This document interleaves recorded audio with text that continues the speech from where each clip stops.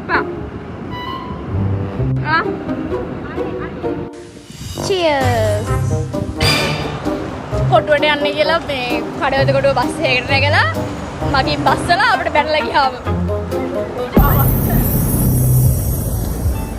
Hi, welcome to my channel. ඔන්න අද අපි මාරවිල කුරුසපල්ලි යන්නයි හදන්නේ. අපි කැලණියෙන් පිටත් වුණේ එකට විතර. මොකද අපිට ඕන වුණා මාරවිල බීච් එකට යන්න. හවස් වෙද්දී තමයි අපි ප්ලෑන් කරන් හිටියේ බීච් එකට යන්න. අපි හැමෝම එකට ට්‍රිප් එකක් යන්නේ මේ ගොඩ කාලෙකින්. ඇත්තටම මාරම හැපි.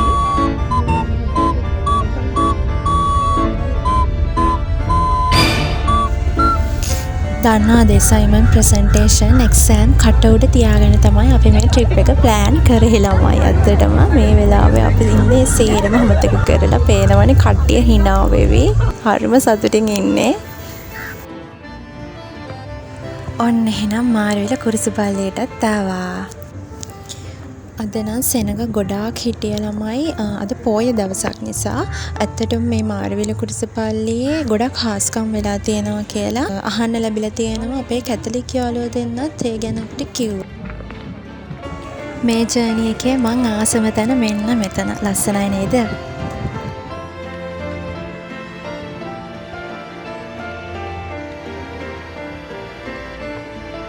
මෙන්න මේකත් අපි කාලෙක ඉඳලා ප්ලෑන් කරපු එකක් තමයි. ඔන්න ඒකටත් අද අපි රෙඩි වෙලා ආවේ. අවසර වැඩි නිසා ඉර බහිනකම් අපි ටිකක් මෙහෙම කියව හිටියා. Cheers.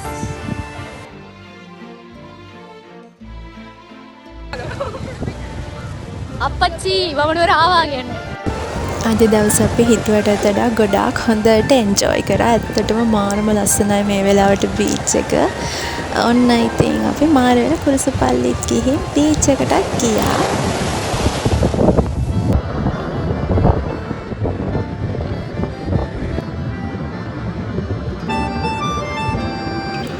තවත් මේ වගේ ලස්සන වීඩියෝ එකකින් මම ඔයාලව හම්බ වෙන්න නිකන්. ඔයාලා හැමෝම පරිස්සමෙන් ඉන්න.